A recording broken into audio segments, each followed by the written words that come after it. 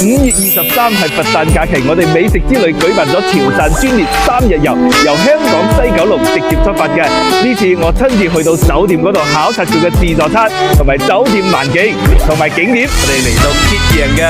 萬豪酒店睇睇俾你超5星級嘅自助餐究竟係點樣嘅。依家嚟到我哋嘅海鮮區，嚟自太平洋嘅大鮑魚，泰國嘅老虎蟹，呢度係我哋嘅青口貝、3點蟹，仲有白貝，仲有好大隻嘅白石蝦，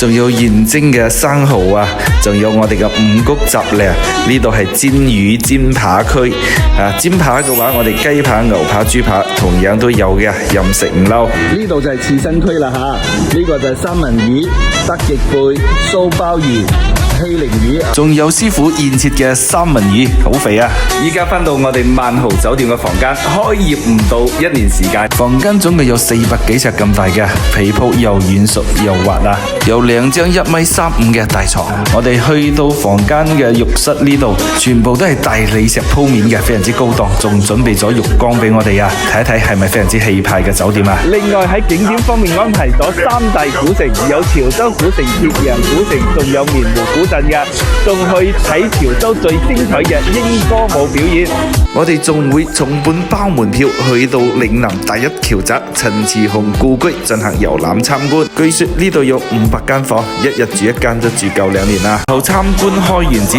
更加去到耗資1億元打造嘅黃龍寺啊，有小天壇之稱噶。如果想索要詳細嘅行程嘅話，麻煩喺評論區打上潮汕專列，我哋將行程信息發送俾到各位團友。5月23號嘅潮汕專列，等住各位團友，我哋一齊出發。